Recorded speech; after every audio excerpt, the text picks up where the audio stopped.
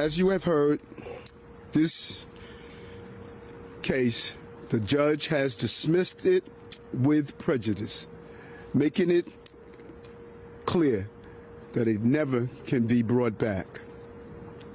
Let me be clear. As I've said all along, this case should have never been brought.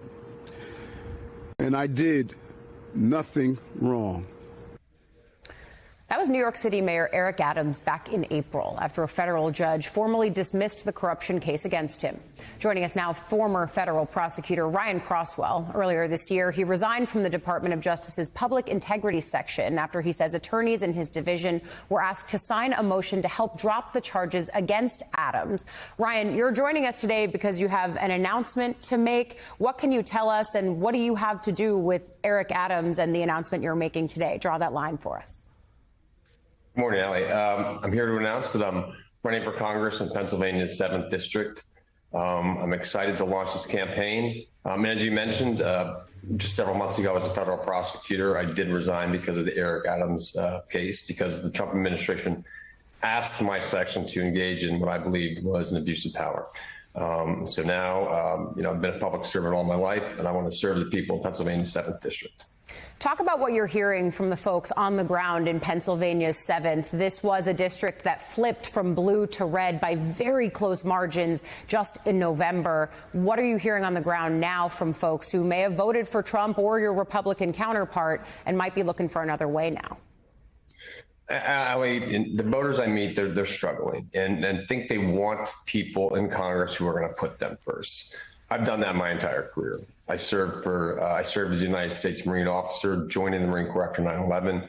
I served as a federal prosecutor for 10 years. And I've always put the country first, even when it's come at great personal costs. And now I want to serve the people of Pennsylvania as well. I want to fight for the working class families in Pennsylvania's 7th. I want to protect our democracy. I want to bring integrity back to Washington, D.C.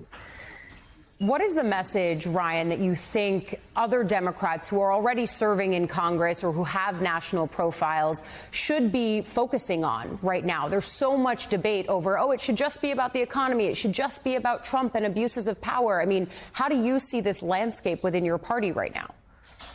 I think we should start by focusing on continuing to put the working class and middle class Americans first. And so my opponent, Ryan McKenzie, he was a deciding vote for this Trump tax bill that's going to kick millions off their health care coverage. It's going to add trillions to our debt.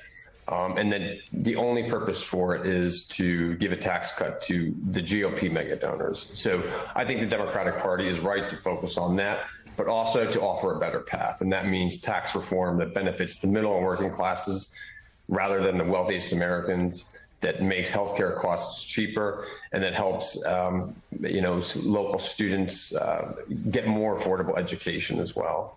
So I think we need to just continue to focus on the working middle class in contrast to people like Ryan McKenzie, who are completely focused on benefiting the wealthiest Americans.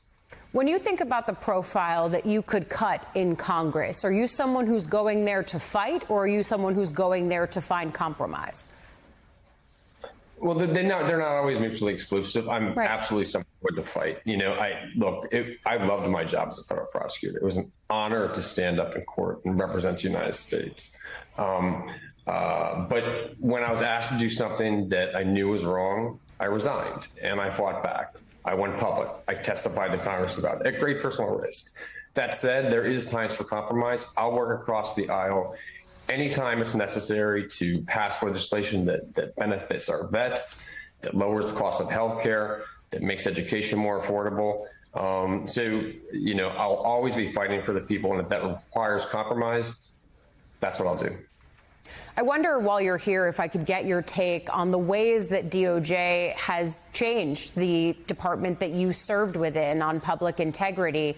Can you talk a little bit about what you're hearing from folks that may still be there or who have also left, as you did, feeling like they were squeezed to do things that they knew were wrong, but they still have a deep love and desire to serve within DOJ? Allie, it's a great question. Look, the problem with what happened in the Eric Adams case is when we take our prosecutions away from the facts and the law and we base them on political loyalties, we're getting off course. And that's what's happened. When I testified, I warned that if we are dropping cases against the allies of the Trump administration, the next step could be that we target opponents of the Trump administration. That's a dangerous thing for this country, and that's exactly what we're seeing. But what I think Americans need to also understand about this is that when that happens, it also means that we're taking our eye off the ball and we're less effective at prosecuting bad guys that need to be put in prison. It's continued to happen in the DOJ. A lot of good prosecutors, I think, are leaving. And in the end, that makes us all less safe. We have heard from several former federal prosecutors who say that they have felt the need to resign. But to my mind, you are one of the first to actually turn that into an active political run for Congress. So former federal prosecutor, now a congressional candidate, Ryan Croswell, thank you for coming on the show, announcing it first with us. Please come back as the campaign continues. We appreciate having you. I would love to do so, Allie. Thank you. Thank you.